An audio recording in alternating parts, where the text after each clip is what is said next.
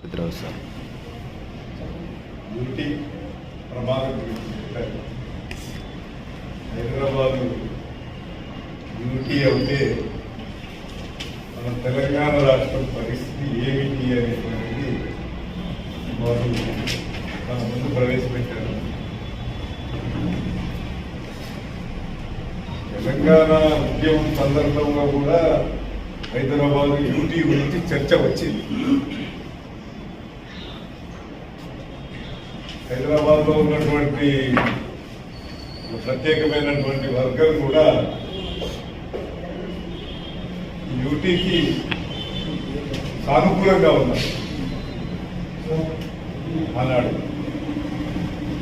Krishna commission ముందట affidavit దాఖలు చేసే దాంట్లో తెలంగాణ హైదరాబాద్లో ఒక సపరేట్ యూనిట్గా మార్చాలి అనేటువంటి చర్చ ఉన్నది. కేంద్ర ప్రభుత్వం యొక్క అంతర్గత చర్చల్లో కూడా కొన్ని ముఖ్యమైనటువంటి నగరాలను యూటీ పరిధిలోకి తీసుకురావాలనేటువంటిది కూడా ఒక రాజకీయపరమైన అంతర్గత చర్చ ఉంది. వాళ్ళ ఇంటెలిజెన్స్ రిపోర్టు యొక్క ఆధారంతోనే కొంతమంది మేధావులు మన ముందటికి తీసుకొస్తున్నటువంటి విషయం ఏంటంటే రాజధాని, రెండవ రాజధాని అనేటువంటి ఈ చర్చ అనేటువంటిది ముందటి తీసుకొచ్చింది. ఈ రెండవ రాజధాని చర్చ రాజ్యాంగం రచనా సందర్భంగా కూడా మహాశయుడు బాబాసాహెబ్ అంబేద్కర్ కూడా ఒక సందర్భంలో హైదరాబాద్ను రెండవ క్యాపిటల్ చేస్తే బాగుంటుంది, ఎందుకంటే దేశం ఒక వైవిధ్యమైనటువంటి దేశం, ఇక్కడ ఉన్న డైవర్సిటీ వైవిధ్యాలు ఎక్కువ ఉన్నాయి, వేరు వేరు భాషలు ఉన్నాయి, జాతులు ఉన్నాయి, ప్రాంతాలు ఉన్నాయి. దాంతోపాటు సమన్వయం, దేశ ప్రజలకు సంబంధించినటువంటి ప్రజలందరినీ కూడా సమన్వయం చేయాలి అని అంటే ఒక అభద్రతా భావం అనేటువంటిది దేశంలో ప్రజలందరి మధ్యన ఉండద్దు, ఒక ఐక్యత రావాలి అని అంటే అవసరమని అంబేద్కర్ గారు సందర్భంలో చెప్పారు. స్టేట్స్ అండ్ మైనారిటీస్ అనేటువంటి సబ్జెక్ట్లో దీన్ని అడ్రస్ చేశారు. అందుకొరకు అంబేద్కర్ అనేటువంటిది ఆనాడు ఉన్నటువంటి రాజ్యాంగ రచన సందర్భంగా వచ్చినటువంటి ఆనాటికి ఈనాటికి ఉన్నటువంటి పరిస్థితుల్లో చాలా మార్పులు వచ్చాయి. విద్యాసాగరరావు గారు కూడా మాట్లాడుతున్నది ఏంటంటే అంబేద్కర్ ప్రస్తావించాడు. అంబేద్కర్ గాలి వినోద్ కుమార్ కూడా దళిత యాంగిల్లో కూడా దళిత ఉద్యమాలలో ఉన్నటువంటి వాడు కూడా అంబేద్కర్ ను ఒక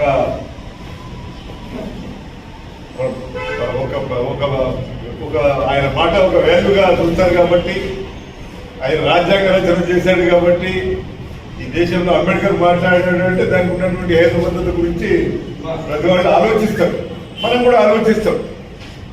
కానీ అంబేద్కర్ ఆలోచించిన సందర్భం, ఆనాడు రాజకీయ పరిస్థితి, అప్పుడే స్వాతంత్రం వచ్చిన పీరియడ్, దేశంలో ఉన్నటువంటి రాజకీయ వాతావరణం, ప్రజలకు సంబంధించినటువంటి ఆనాడు బ్రిటిష్ కలోనియల్ గవర్నమెంట్లో ఉన్నటువంటి భాగాలు ఉన్నాయి, సంస్థానాలు ఉన్న భాగాలు ఉన్నాయి, అనేకమైనటువంటి వైవిధ్యాలు ఉన్నటువంటి పరిస్థితి. ఆనాడు ఆయన చెప్పినటువంటి దానికి అప్పుడు అది లేకపోతే కావచ్చు, కానీ అప్పుడున్నటువంటి రాజ్యాంగ పరిషత్ దాన్ని కూడా స్వీకరించలేదు, దాన్ని సెటిసైడ్ చేసింది. అంబేద్కర్ యొక్క ప్రతిపాదనను కూడా సెటిసైడ్ చేసింది.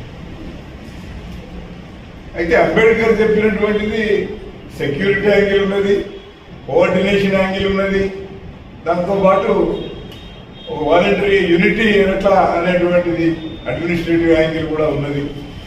అనేది హిస్టారికల్గా కూడా రాజధానిలో చర్చ అనేటువంటిది మనం చూసాం. ఢిల్లీ కాదు బయట అనేటువంటిది హిస్టారికల్గా రాజులు పరిపాలించినటువంటి పీరియడ్లో కూడా చర్చ వచ్చింది. అందుకే ఆయన ఎవరు తుగ్లక్ పీరియడ్లో కూడా చర్చ అవుతుంది. అయితే సెకండ్ క్యాపిటల్ అంటే ఇప్పుడు ఎందుకు వస్తున్నది? ఢిల్లీలో ఉన్నటువంటి వాతావరణం సంబంధించిన సబ్జెక్టు సమతుల్యంగా లేదు. ఒక 180, 190 విదేశీ దౌత్య కార్యాలయాలు ఇక్కడ ఉండాలి. ఒక రాజధాని అంటే దానికి సంబంధించినటువంటి అవన్నీ ఏర్పాట్లు అనేటువంటి ఉంటాయి. ఆ వాతావరణం అనేటువంటిదే సబ్జెక్ట్ అయింది.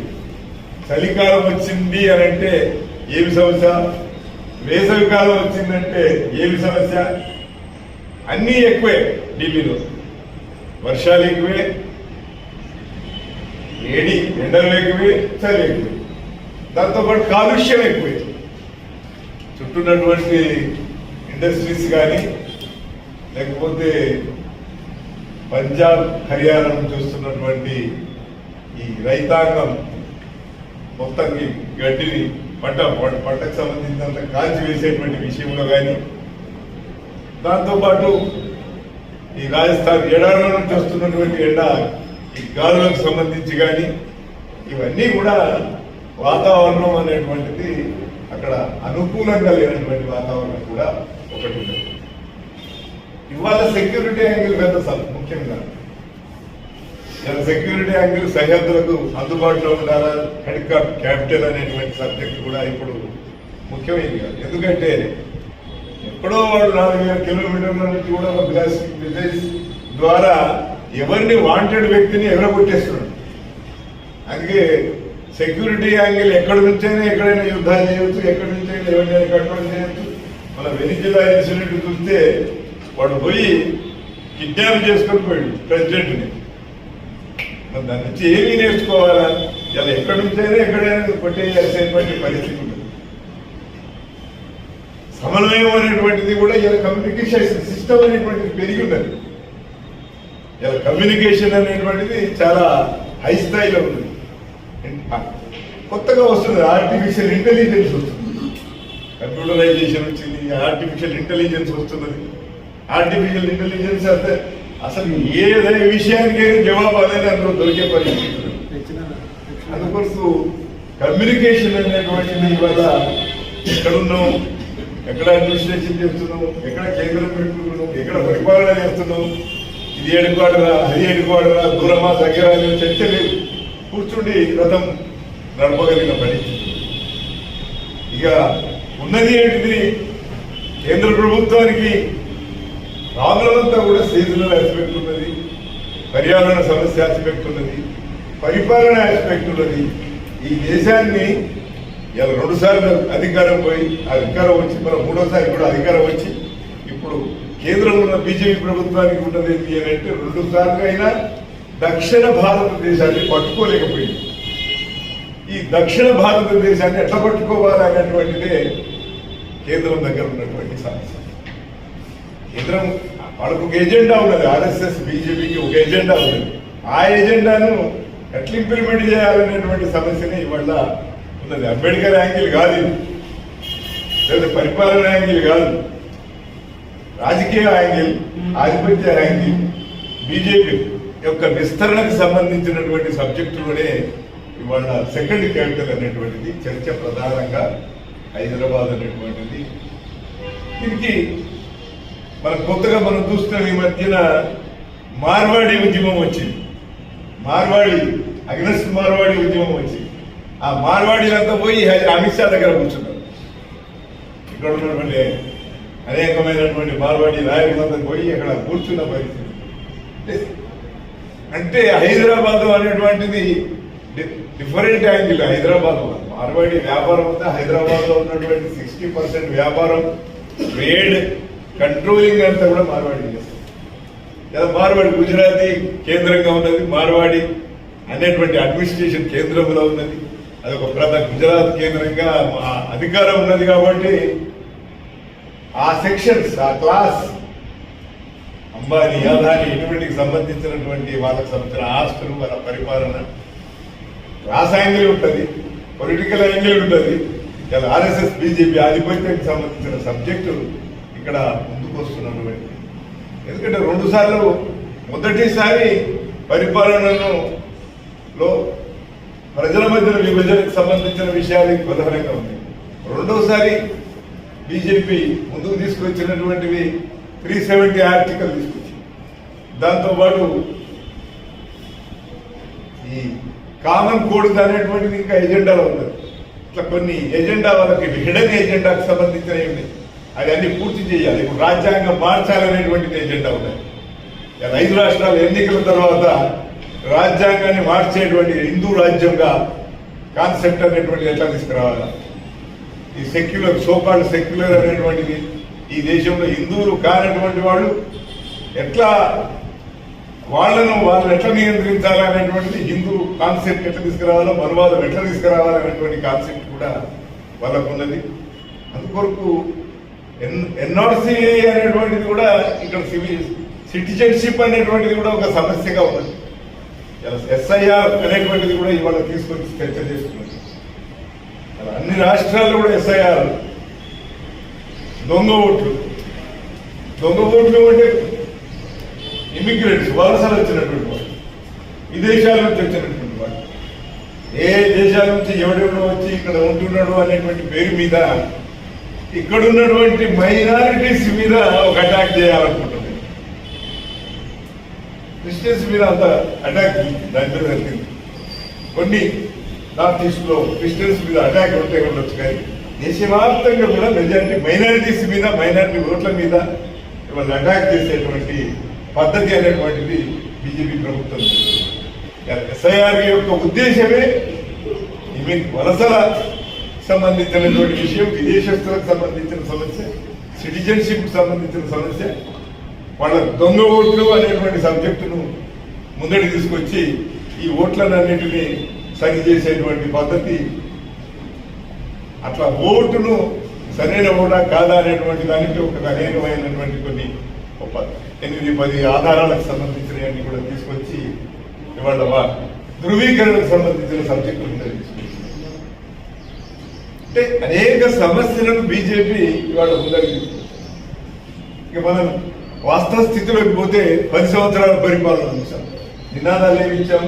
నీళ్లు అన్నాం, నిధులు అన్నాం, ఉద్యోగాలు అన్నాం, వనరులు. ఈ 4 విషయాలకు సంబంధించి ఏ విషయంలో కేసీఆర్ ప్రభుత్వం 100% సక్సెస్ అయింది? ఏ విషయం?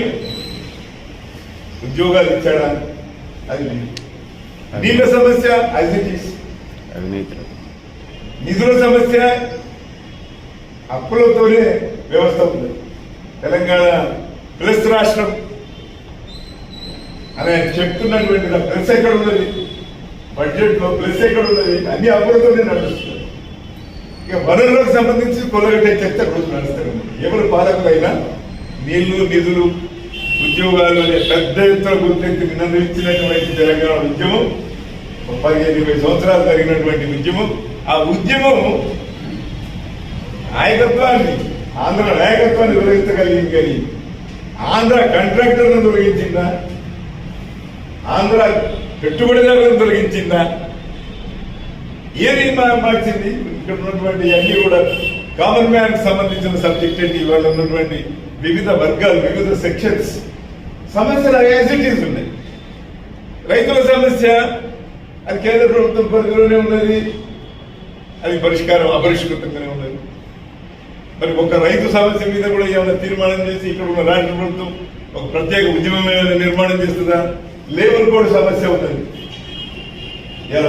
ఎంప్లాయ్మెంట్, లేబర్ కోడ్ ఇవి చూస్తే అవుట్ సోర్సింగ్ సబ్జెక్టే ప్రధానంగా ఉన్నది. మరి దాని మీద ఏమైనా రాష్ట్ర ప్రభుత్వం కేంద్ర ప్రభుత్వంతో పోరాడుతుందా? పోరాడేటువంటి స్థితి ఉన్నదా? కేసీఆర్ ప్రభుత్వం పోరాడిందా? ఇప్పుడు వచ్చినటువంటి ప్రభుత్వం పోరాడుతున్నదా? అది ఏమీ లేదు. ఇవాళ అనేకమైనటువంటి ప్రజల దైనందిన సమస్యలు ఉన్నాయి. ఆ ప్రజల దైనందిన సమస్యలు ఇవాళ ఎలా చూడాలా? ఎలా ఏం ఆ ప్రభుత్వం, కేసీఆర్ ప్రభుత్వానికి, ఇప్పుడు వచ్చిన కాంగ్రెస్ ప్రభుత్వానికి మౌలికంగా ఏమి తేడా ఉన్నది? రేపు బీజేపీ ప్రభుత్వం కూడా అధికారంకి వస్తే ఏం తేరాల్సింది అంటే మౌలికమైనటువంటి విషయాలకు వాళ్ళ దగ్గర జవాబు లేదు. ఇక మరి యూటీ అనేటువంటిది వాళ్ళకి ఎందుకు అంటే సౌత్ ఇండియా ఆధిపత్యం. ఈ సౌత్ ఇండియాలో కేరళ లేదు, తమిళనాడు లేదు, ఇక్కడ ఆంధ్రలో కూటమి ప్రభుత్వం అది దయాదాక్షిణ్యాలతో పాటు చంద్రబాబు యొక్క ఒక ఎక్సిజెన్స్, వాళ్ళకు ఉండేటువంటి ఎక్సిజెన్స్ నుంచి కూటమి వెళ్ళిపోయింది. కూటమికి సంబంధించినటువంటి నిజమైనటువంటి ప్రతినిధి కాదు నితీష్ కుమార్ కానీ చంద్రబాబు కానీ వీళ్ళు చేరి ఆ ప్రభుత్వాన్ని నిలబెట్టిన పరిస్థితి, మూడవసారి వారికి అధికారం ఇచ్చిన పరిస్థితి. ఫోర్స్డ్ వాళ్ళు ఉండే ప్రత్యేక ఇంట్రెస్ట్ ఉంటుంది. కానీ వాస్తవంగా అబ్సల్యూట్ మెజారిటీ అనేటువంటిది బీజేపీ ప్రభుత్వానికి కాలేదు. బీజేపీ ప్రభుత్వానికి మెజారిటీ రాకనే వాళ్ళిద్దరి మీద ఆధారపడినటువంటి పరిస్థితి. వాళ్ళిద్దరూ కూటమిలో చేరడం ద్వారా తమ ప్రయోజనాలు చూసుకున్నారు. వాళ్ళు ఇప్పుడు బీజేపీని స్ట్రెంథెన్ చేశారు. బీజేపీ స్ట్రెంథెన్ అవుతే ఈ దేశంలో ఏం జరగబోతున్నది? మనుధర్మం సంబంధించిన సబ్జెక్టు, హిందూ రాజ్యానికి సంబంధించిన, ఇప్పుడు ఉన్నటువంటి రాజ్యాంగాన్ని మార్చేటువంటి సబ్జెక్టు. ఇన్ని ప్రమాదాలు ఉన్నాయి. ఇన్ని ప్రమాదాల నుంచే రెండోసారి తర్వాత మూడోసారి వచ్చేటువంటి దాన్ని ఎట్లా నిరోధించాలా, ఎట్లా అడ్డుకోవాలనే దాని గురించే హైదరాబాద్ లో డిఫీట్ బీజేపీ అనేటువంటి కాన్సెప్ట్ ను అనేక రాజకీయ పార్టీలు, అనేక ప్రజా సంఘాలు, అనేకమైనటువంటి వాళ్ళంతా కూడా వీధిలో తీసుకుంటారు. కర్ణాటకలో అంతకు ముందే డిఫీట్ బీజేపీ అని ఒక ప్రయోగం చేసి ఒక 250-300 సంఘాలు వీధుల్లోకి వచ్చి డిఫీట్ బీజేపీ నినాదం ఎత్తుకుంటేనే కర్ణాటకలో పవర్ ట్రాన్స్ఫర్ అలాంటి బీజేపీ పోయి కాంగ్రెస్ ఈడ కూడా డిఫీట్ బీజేపీ అనే నినాదం మీద పొలిటికల్ క్యాపిటల్ అనేటువంటిది ఒక 200 సెంటర్లలో తెలంగాణ స్టేట్ డెమోక్రటిక్ ఫోరం పేరు మీద ఆకునూరు మురళి కానీ, ఆయన చంద్ర కుమార్ కానీ, వినాయక్ రెడ్డి గారు కానీ, కొన్ని రాజకీయ పక్షాలు పోరాడేటువంటి రాజకీయ సంస్థలు, ఇండివిజువల్స్, అనేక మంది ఇండివిజువల్స్ వీధుల్లోకి వచ్చి ఒక పొలిటికల్ మూవ్మెంట్ అనేటువంటిది ఉంది. దానికి కాంగ్రెస్ క్యాటలిస్ట్ గా దాన్ని ఉపయోగించుకున్నటువంటి పరిస్థితి ఉండొచ్చు. కానీ ఒక పొలిటికల్ మూవ్మెంట్, ఆ పొలిటికల్ మూవ్మెంట్ డిఫీట్ బీజేపీ అనే నినాదం అనేటువంటిది 2022 నుంచే మొదలైంది. కర్ణాటకలో ఎప్పుడైతే పవర్ మారిందో అప్పుడే ఇక్కడ మారినటువంటి పరిస్థితులు. ఈ ఫ్యాసిస్ట్ ధోరణులు మతం ప్రాతిపదికగా ఈ దేశంలో రాజ్యాంగాన్ని మార్చి హిందూ రాజ్యం చెయ్యాలా, ఈ దేశంలో హిందువులనే రాజ్యం అనేటువంటిది ఏదైతే కాన్సెప్ట్ ఆర్ఎస్ఎస్ బీజేపీ తీసుకురాబోతున్నదో, ఈ దేశంలో మతం ప్రాతిపదికగా ఏలాలని వాళ్ళు ఏదైతే ప్రయత్నిస్తున్నారో దాన్ని ఎట్లా ఎదుర్కోవాలనేటువంటి కోణం నుంచే బీజేపీతర రాజకీయ పక్షాలన్నింటి కూడగట్టేటువంటి ఒక రాజకీయ ప్రయత్నంలోనే ఈ టీఎస్డీఎఫ్ ఏర్పడింది. టీఎస్డీఎఫ్ ఏర్పడి ఒక 7-8 ఇంటరాక్షన్ సమావేశాలు హైదరాబాద్ లో వేసి అనేక సమావేశాల తర్వాత ఒక పొలిటికల్ క్యాంపెయిన్ చేసి ఇక్కడ ఉన్నటువంటి పొలిటికల్ పవర్ మార్చేటువంటి రాజకీయ ప్రయత్నం చేసినటువంటి దాని యొక్క క్రమం యొక్క నుంచే ఇవాళ మళ్ళీ ఒక అడుగు స్టెప్ ఏంటి, కాంగ్రెస్ వచ్చినా మౌలికమైన మార్పులు వస్తలేవు. కాంగ్రెస్ కూడా ఈ దేశంలో బీజేపీని అడ్డుకునేటువంటి పరిస్థితులు, అది ఎంత అడ్డుకోవాలో అది అడ్డుకోలేకపోతున్నది. రెండోసారి పోయింది, మూడోసారి అడ్డుకోలేకపోయింది. ఖచ్చితంగా బీజేపీ ఫ్యాసిస్ట్ వ్యవస్థ అనేటువంటిది ఉనికిలోకి వస్తే ఈ రాజకీయ పార్టీలు ఎన్నికల ద్వారా ఎదుర్కొనేటువంటిది కాదు. ఇది ప్రజా ఉద్యమాల ద్వారా, ప్రజా పోరాటాల ద్వారానే మనం ఈ ఫ్యాసిస్టు వ్యతిరేక రాజకీయ ఉద్యమాలు వస్తే తప్ప ఈ బీజేపీ ఫ్యాసిస్టు ధోరణిని మనం అడ్డుకోలేమనేటువంటి కారణం నుంచే ఈ 2022లో 2023లో ముందుకొచ్చినటువంటి ఈ ఉద్యమం అనేటువంటిది ఒకటి ఉన్నది. భారత్ బచావో ఉద్యమం. అదే యాంగిల్లో భారతదేశం అంతటా కూడా కొన్ని రాజకీయ శక్తులు వీధుల్లో పడ్డాయి. అక్కడ కర్ణాటకలో వేరే పడ్డాయి, ఇక్కడ కూడా తెలంగాణలో మనం ఇక్కడ వీధుల్లో పడ్డాం. ఇలాంటి వీధుల్లో పడి డిఫీట్ బీజేపీ రాజకీయ ఉద్యమాలు అనేటువంటి ఇవాళ దేశవ్యాప్తంగా కూడా ఏదో రూపంలో ప్రభుత్వాలు, పాలకవర్గాలు వాళ్ళ మధ్య ఉన్నటువంటి విభజనే కాదు, ప్రజల నుంచే పోరాడేటువంటి రాజకీయ సంస్థలు ప్రత్యేకంగా కూడగడుతున్నటువంటి భాగం అనేది ఉన్నది. ఇలాంటి రాజకీయ పరిస్థితుల్లో ఇవాళ ఇంటెలిజెన్స్ రిపోర్ట్స్ కొంతమంది మేధావులు మనల్ని అవేర్నెస్ చేసి మన ముందర పెట్టి అందరి రాష్ట్రంలో ఉన్న వాళ్ళు మొదలు కూడగట్టండి, లేకపోతే ఒక ప్రమాదం జరగబోతున్నది, ఆ ప్రమాదం జరిగితే మనం నెత్తి మీదకి వచ్చి కూర్చున్న తర్వాత దాన్ని ఎదుర్కోవడం కష్టమవుతుంది అనేటువంటి ఉద్దేశంతోనే రాష్ట్ర కేంద్రంలో 20-30 మంది మేధావులను, పెన్షనర్స్ ను, రిటైర్డ్ వ్యక్తులను అందరినీ కూర్చుండబెట్టి ఒక సమావేశాలు వినాయక్ రెడ్డి గారు చేశారు. చంద్రకుమార్ కూడా హాజరైనటువంటి ఒక సమాజ్ కూడా ప్రెస్ క్లబ్ లో కూడా ఓపెన్ గానే వీఆర్ అగరెస్ట్ డ్యూటీ అనేటువంటి నినాదం కూడా ఇవ్వడం జరిగింది. డ్యూటీ వ్యతిరేకంగా నినాదం ఇవ్వడం జరిగింది. దాని తర్వాతనే అన్ని జిల్లాలు తిరగాలి, ముందు చూపుతోనే అందరికీ కూడగట్టాలి.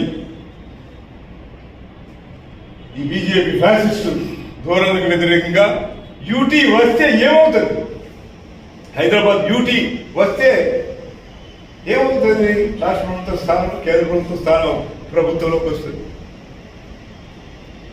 యూటీ వస్తే ఢిల్లీ ఏ పరిస్థితి హైదరాబాద్కి వస్తుంది. ఇలా యూటీలో దేశంలో ఉన్న యూటీలన్నిటి పరిస్థితి హైదరాబాద్కి వస్తుంది. ఇలా Chandigarh UT, Andaman UT, Puducherry UT, ఇట్లా కొన్ని యూటీలు ఉన్నాయి. గోవా, డయ్యూ, డమన్, ఇటువంటి అన్ని యూటీలు ఉన్నాయి. ఆ యూటీలలో పరిపాలన ఎట్లా ఉన్నది, అక్కడ ప్రజల దైనందిన జీవితం ఎట్లా ఉంటుంది, ప్రజాస్వామిక హక్కులు ఎట్లా ఉంటాయి, ప్రజాస్వామిక ఉద్యమాలు వస్తే అవి ఎట్లా చూస్తాయి, మన అభిప్రాయం చెప్పుకోగలుగుతామా, సెంట్రలైజేషన్ డిసెంట్రలైజేషన్, పూర్తి సెంట్రలైజేషన్ అయితే మనం దాన్ని ఎదుర్కోగలుగుతామా, అసలు వ్యవస్థ అడ్మినిస్ట్రేటివ్ వ్యవస్థ డిసెంట్రలైజేషన్ ఉండాలన్నా సెంట్రలైజేషన్ ఉండాలన్నా, ప్రజల హక్కులు చెప్పాలంటే ప్రజల బాధలు చెప్పాలంటే డిసెంట్రలైజేషన్ ఉండాలి, కానీ సెంట్రలైజేషన్ అయితే చెప్పగలమా, పోరాడగలమా, ఇవన్నీ సమస్యలు కూడా వస్తాయి. అందుకే యూటీ అంటే 60-70% of the revenue, Telangana revenue యూటీకి ఉంటుంది. తెలంగాణ హైదరాబాద్ను విడగొడితే తెలంగాణ అస్తిత్వం ఏమిటి, ఆర్థిక, రాజకీయ, సామాజిక అస్తిత్వాలు ఏమిటి, ఈ సమస్య వస్తుంది. హైదరాబాద్ అస్తిత్వం ఏంటిది అనేది ఒక సమస్య. తెలంగాణలో కూడా హైదరాబాద్ ఉండగలుగుతుందా, అదొకటి. హైదరాబాద్ తెలంగాణ చుట్టూ కూడా ఉండగలుగుతుందా, ఈ రెండు ప్రశ్నలు, నాకు రెండు ప్రశ్నలు వేసుకోవాలి. చుట్టూ లేకుండా, రూరల్ పార్ట్ లేకుండా, అర్బన్ పార్టే ఒక రాష్ట్రం, ఒక యూటీ లాగా ఉండగలుగుతుందా? దానికి ఎన్ని కావాలి, రూరల్ నుంచి ఎన్ని కావాలి, నీళ్లు కావాలి, కూరగాయలు కావాలి, పాలు కావాలి, పప్పు కావాలి, తిండి కావాలి, బియ్యం కావాలి, అని కావాలి. ఈ రూరల్ ప్రజలకు కోపం వస్తే ఈ అర్బన్ బతుకుతుందా? అర్బన్ అస్తిత్వం అనేటువంటిది రూరల్ మీద ఉంది, రూరల్ అస్తిత్వం అర్బన్ హైదరాబాద్ మీద ఉంది. హైదరాబాద్ లో ఉన్న 70% రెవెన్యూ పోయినట్టయితే తెలంగాణ డెవలప్మెంట్ ఏంటి, తెలంగాణ ప్రజల యొక్క సమస్యలు ఏంటి, ఇవాళ ప్రభుత్వం యొక్క పాలసీస్, ఇలా హ్యూమన్ బేస్ పేరు మీద ఉచితాలు ఇస్తున్నటువంటి ఉచితాలు రాజకీయ నాయకులు ఇవ్వగలుగుతారా? పరిపాలన సౌలభ్యం, పరిపాలన ఎలా చేయగలుగుతారు, రాజకీయ పార్టీలు ఎట్లా పండగలుగుతాయి? ఈ సమస్యలు అన్నీ కూడా ఉన్నాయి. అంత చిన్న విషయం కాదు. అందరూ రియాక్ట్ అవుతారు, ప్రకటించరు. ఇంటర్నల్ గా ఈ కుట్ర కాన్స్పిరసీ, రూలింగ్ క్లాస్ కాంట్రడిక్స్, వాళ్ళ కాన్స్పిరసీ నడుస్తుంది, దానికి సంబంధించినటువంటి వ్యవహారాలన్నీ కూడా నడుస్తున్నాయి. అందుకే ఈ ప్రమాదం అనేటువంటిది మనం అంటే revenue aspect, development aspect, needs aspect, identity aspect, ఇన్ని రకాలుగా మనం ఆలోచించాల్సిన అవసరం. అందుకే హైదరాబాద్ లో ఉండేటోడు యూటీ అయితే మాకు పోయేది ఏముంది అని అనుకుంటే పరిపాలన ఎలా ఉంటుంది, మాకు పోయేది ఏమున్నది, గ్రామంతో మాకు పని ఏంటి అని అనుకుంటే, గ్రామం వాడు యూటీతో మాకు పని ఏంటిది అని అనుకుంటే కుదరదు. అందుకే అనేక ఇంటర్నల్ సంబంధాలు ఉన్నటువంటి ఇదే అస్తిత్వానికి సంబంధించిన సమస్య. ఇంకొక ఇప్పుడు రూరల్ గా ఉన్నటువంటి వాడు ఇక్కడ బ్రతకలేక కూడా అనేక మంది అక్కడికి వలసలు చేస్తున్న పరిస్థితి, బతకడానికి వెళ్తున్న పని. ప్రపంచమంతటికి వెళ్తున్నారు, హైదరాబాద్ కూడా వెళ్తున్నారు. ఒక ఎగ్జిస్టెన్స్ సర్ప్లస్ ఇక్కడ లేనిపై ఇక్కడ లేకపోతే అక్కడికి వెళ్ళిపోతున్న పరిస్థితి. మరి అలాంటి రేపు సెక్యూరిటీ ఏంటిది, పోయినటువంటి వాళ్ళ సెక్యూరిటీ ఏంటిది, వాళ్ళకు ఉన్నటువంటి ఐడెంటిటీ, ఈ సమస్యలు ఉన్నాయి. వనరులకు సంబంధించిన సమస్యలు ఉన్నాయి. హైదరాబాద్ కృష్ణా గోదావరి లేకుండా హైదరాబాద్ ఏముంటుంది. పోతే దీన్ని సీరియస్గా ఎందుకు ఆలోచిస్తున్నామంటే, గ్రేటర్ హైదరాబాద్ ను 3గా విభజించారు, 3 కార్పొరేషన్లు. దానికి ఓఆర్ఆర్, మళ్ళీ దానికి త్రిపుర, ఇంత దూరం పరిధి అర్బన్ ప్రాంతం. ఎలా ఏంది ప్యూర్ ప్యూర్ ప్యూర్ నినాదాలు ఇస్తున్నారు. ఆ నినాదాల అర్థం ఏంటిది అంటే, రూరల్ పార్ట్ అనేటువంటిది లాస్ట్. ఈ మూడు పార్ట్స్ లో వాళ్ళు ఏమేమి చేయబోతున్నారు, వాళ్ళ ఎజెండా, వాళ్ళ హిడెన్ ఎజెండా అనేటువంటిది ఇలా ఫ్యూచర్ సిటీ అనేటువంటి ఎజెండా తీసుకొచ్చారు. ఆ ఫ్యూచర్ సిటీ ఏమిటి? ఆయన రోజు చంద్రబాబు మాట్లాడతాడు, సైబరాబాద్ సైబరాబాద్. రాజశేఖర రెడ్డి, చంద్రబాబు, ఈయన రేవంత్ రెడ్డి ఏమంటాడు, చంద్రబాబు రాజశేఖర రెడ్డి బాగా డెవలప్ చేసింది. ఈ బాగా డెవలప్మెంట్ అది, ఈ ఫైనాన్స్ డిస్ట్రిక్ట్స్, ఈ డెవలప్మెంట్ ఇక్కడ ఎవరికి స్థానం ఉన్నది, ఎవరికి చోటు ఉన్నది. ఐటీ వచ్చింది. ఐటీ ఎంతమందికి ఆశ్రయం ఇస్తున్నది? ఐటీ ఎంతమందికి ఆశ్రయం ఇస్తున్నది? కొత్త ఫ్యూచర్ సిటీ ఎంతమందికి ఆశ్రయం ఇస్తుంది? ఇవాళ డెవలప్మెంట్ అంటే ఐటీ, ఈ ఫ్యూచర్ సిటీ ఇదేనా? అందుకే మరి మిగతా డెవలప్మెంట్ ఏంటిది? పెట్టుబడులన్నీ అక్కడికే వస్తే మిగతా జాగా ఏంటి? ఆ పెట్టుబడులు లాభం కొరకు వస్తాయి, ప్రజల కొరకు వస్తాయా? అనుకుని ఇవన్నీ వైవిధ్యాలు, అనేక విషయాలు కూడా ఇందులో ఉన్నాయి. అందుకొరకు ఈ ప్రమాదాలు అయితే ఉన్నాయి, ఒత్తిడి పెరుగుతుంది. ఒకవేళ యూటీ దిక్కు వెళితే ఈ రూరల్ పార్ట్ అనేటువంటిది ఎక్కువ సమస్యలు ఎదుర్కోవాలి. అర్బన్ పార్ట్ కూడా సమస్యలు ఎదుర్కొంటుంది, రూరల్ పార్ట్ కూడా సమస్యలు. రూరల్ పార్ట్లో ఉన్న ప్రజలు కానీ అర్బన్ పార్ట్లో వాళ్ళ ఎక్కువగా వలసలు ఉన్నాయి. హైదరాబాద్కు వలసలు, బయట నుంచి వలసలు ఉన్నాయి, దేశవ్యాప్తంగా వస్తున్న వలసలు ఉన్నాయి, హైదరాబాద్ రూరల్ చుట్టూ ఉన్నటువంటి వలసలు ఉన్నాయి. వీటిలో సమస్యలు పెరుగుతాయా తగ్గుతాయా? స్లమ్స్ దాదాపు ఒక 2000 స్లమ్స్ ఉన్నాయి హైదరాబాద్. ఈ 2000 స్లమ్స్ ప్రజల జీవితమే. 2000 స్లమ్స్ లో కాకుండా మిడిల్ క్లాస్ జీవితం అనేటువంటిది ఒక అంశం. ఈ 2000 స్లమ్స్ జీవితాలు ఏంటి అంటే, ఒక 1/3 ఆఫ్ ద పీపుల్, 1 కోటి మంది పైన ఉన్నారు, 1 కోటి మంది ఉన్నారని ఒక 25-30 లక్షల వర్కర్స్ ఇమిగ్రెంట్ గా ఉన్నారు. కొందరికి ఏదో ఆధార్ కార్డు, లేదో ఒక నివాసం, అక్కడక్కడ షెల్టర్ దొరికినా కానీ ఒక 20 లక్షలకి ఈనాడికి కూడా వాళ్ళకు నివాస హక్కులు లేనటువంటి పరిస్థితి. కొన్ని లక్షల మందికి ఆధార్ కార్డు లేనటువంటి వాళ్ళు ఉన్నారు. మళ్ళా అందరి అస్తిత్వం ఏంటిది? యూటీ అయితే ఇంకా సమస్యలు పెరుగుతాయి, బాధలు పెరుగుతాయి, రూరల్ అర్బన్ కంట్రడిక్షన్ పెరుగుతుంది, ఈ అస్తిత్వం ఐడెంటిటీ సమస్యలు పెరుగుతాయి. అందుకొరకు తెలంగాణ అస్తిత్వం కొరకు మనం పోరాడినటువంటి వాళ్ళు, ఈ 4 నినాదాల కొరకు పోరాడినటువంటి వాళ్ళు, 4 నినాదాలు సాధించకుండానే బీఆర్ఎస్ ప్రభుత్వాలు పోయి కాంగ్రెస్ ప్రభుత్వం పరిపాలన చేస్తుంది. వాళ్ళు కూడా ప్రజలు మిడిల్ క్లాస్ కామన్ మ్యాన్ సంబంధించినటువంటి ప్రభుత్వాలు కాదు ఇవి. వీళ్ళకి సంబంధించిన సమస్యలను అడ్రస్ చేయడం లేదు. రైతు సమస్య ఉన్నది, కార్మికుల సమస్య ఉన్నది, నిరుద్యోగ సమస్య ఉన్నది, దాంతోపాటు ఈ వనరుల సబ్జెక్టు ఉన్నాయి. ఈ సమస్యలన్నీ కూడా మరిన్ని పెరిగి యుద్ధం వచ్చింది. యుద్ధం వస్తే ఏ మూల ప్రపంచంలో ఏ మూల సమస్య లేదు. పెట్రోల్, డీజిల్, గ్యాస్, పంట గదికి వచ్చింది వైరుధ్యం సమస్య. అందుకే ఈ వైరుధ్యాలన్నింటితో మీ డ్యూటీ వచ్చే మన పరిస్థితి ఏమిటి, తెలంగాణ పరిస్థితి ఏమిటి, తెలంగాణ అస్తిత్వం ఏమిటి అనేటువంటి సమస్యను మనం ముందు జాగ్రత్తగా ఒక ఎన్లైటెడ్ జర్నీ, ఒక ముందు చూపుతో ఆలోచించేటువంటి మేధోపరంగా ఉన్నటువంటి వాళ్ళు